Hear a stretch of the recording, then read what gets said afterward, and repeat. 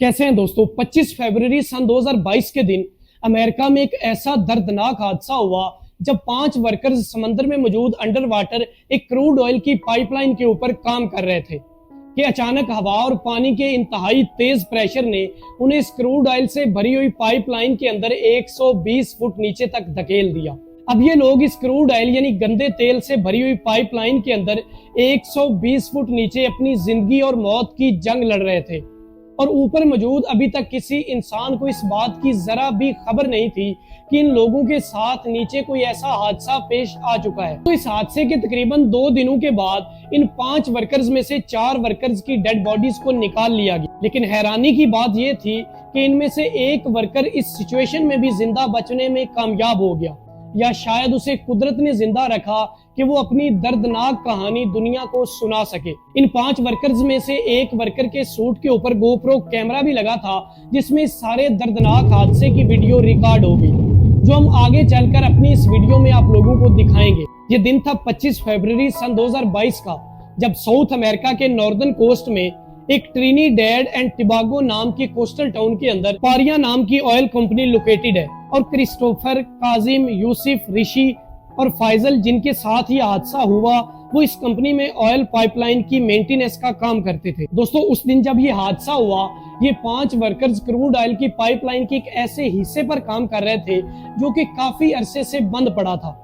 असल में ये यू शेप की एक 31 इंच चौड़ी पाइपलाइन है जिसकी एक साइड पर बड़े बड़े ऑयल टैंकर जहाज अपना कच्चा और गंदा तेल अनलोड करते हैं जिसे बर्थ 5 कहा जाता है, और फिर ये कच्चा और गंदा तेल इसी पाइपलाइन के जरिए बर्थ 6 तक पहुंचता है जहां पर बड़ी बड़ी ऑयल रिफाइनरीज लगी हुई हैं जिनके अंदर इस तेल को रिफाइन किया जाता है या साफ किया जाता है।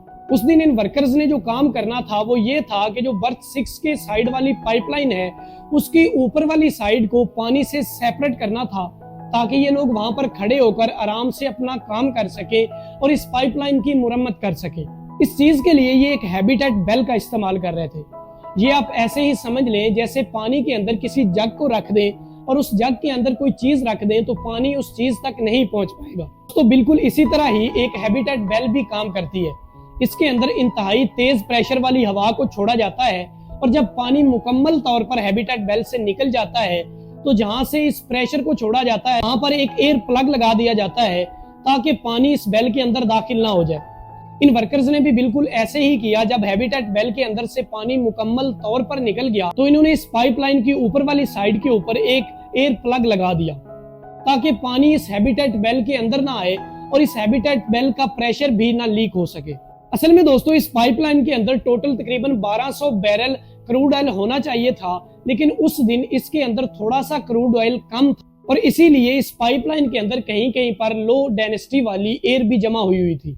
अब अपना काम करने के बाद इन लोगों ने इस एयर प्लग को निकालना था, लेकिन जैसे ही इन लोगों ने इस एयर प्लग को निकाला तो पाइप के अंदर जो लो डेंसिटी वाली एयर जमा थी जब वो ऊपर मौजूद हैबिटेट बेल में मौजूद हाई डेंसिटी वाली एयर के साथ टकराई तो पानी के अंदर इतना तेज भंवर या बवंडल बना कि इन 5 लोगों को 90 सेकंड के अंदर इस पाइपलाइन के 120 फुट आगे और तकरीबन 30 फुट नीचे ले गया।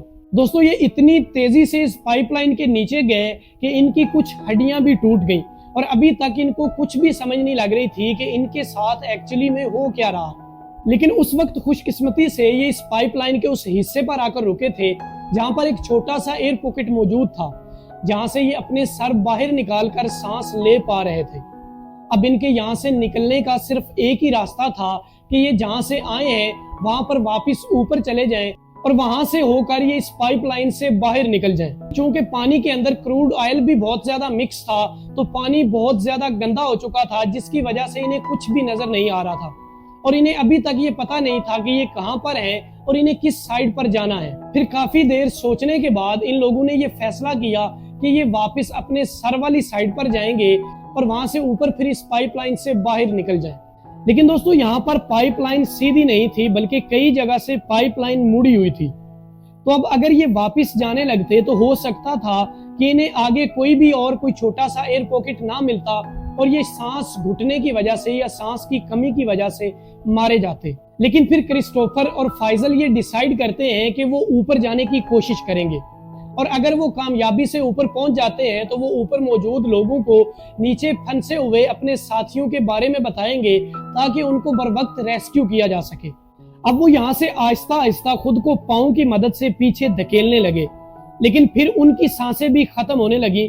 तो खुशकिस्मती से वहां एक और छोटा सा एयर पॉकेट था जहां से सर बाहर निकालकर इन्होंने थोड़ी देर सांस लिया और इतनी देर में इनके साथ एक कोई चीज आकर टकराई। जब इन लोगों ने इसे हाथों से महसूस किया तो उन्हें पता चला कि ये उन लोगों में से ही किसी का ऑक्सीजन सिलेंडर है जो कि हादसे के वक्त किसी से छूट गया था। पर पानी के अंदर काफी ज्यादा अंधेरा होने की वजह से इनको ये भी नहीं पता चल पा रहा था कि इसके अंदर अभी कितनी ऑक्सीजन बची हुई है। फिर क्रिस्टोफर ने ये डिसाइड किया कि वो इस सिलेंडर की मदद से ऊपर जाने की कोशिश करेगा जिसके ऊपर कोई पाइप भी नहीं लगा था। उसने फिर इसकी ओपनिंग के ऊपर मुंह रखा और ऊपर जाना शुरू हो गया। मुसलसल 2 घंटे की मुशक्कत के बाद वो इस पाइपलाइन की ऊपर वाली साइड पर पहुंच गया।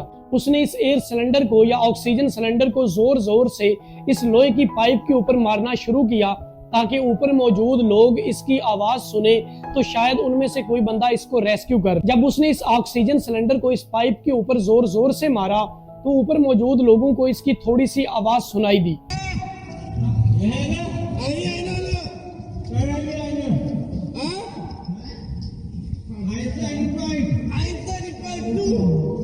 उन्हें ऐसा महसूस हुआ कि जैसे कोई नीचे आदमी फंसा हुआ है और वो नीचे से किसी चीज को पाइप के साथ मार रहा है। उन्होंने फिर एक चेन नीचे लटकाई जिसकी मदद से क्रिस्टोफर फिर ऊपर निकलने में कामयाब हो गया। दोस्तों, क्रिस्टोफर ने ऊपर आते ही पहली बात ये कही कि उसके 4 साथी अभी भी इस पाइप के अंदर जिंदा हैं और उन्हें रेस्क्यू करो किसी भी तरह से। लेकिन दोस्तों, उस वक्त कंपनी ने ऊपर मौजूद रेस्क्यूअर्स को ये कहकर इस रेस्क्यू ऑपरेशन से मना कर दिया कि उनकी कंपनी के अंदर अभी तक इतने बड़े बड़े ऑक्सीजन सिलेंडर मौजूद नहीं है जिनके साथ इस बड़े रेस्क्यू ऑपरेशन को सर अंजाम दिया जा सके। और इसी वजह से हो सकता है कि जो रेस्क्यूअर्स उन्हें नीचे से रेस्क्यू करने जाएं उनके अपने ऑक्सीजन सिलेंडर में से भी ऑक्सीजन खत्म हो जाए और वो भी नीचे मारे जाएं। इस वजह से वो इस रेस्क्यू ऑपरेशन की इजाजत नहीं देते। कंपनी की एक बड़ी गफलत की वजह से उनको अपनी जान गंवानी पड़ी।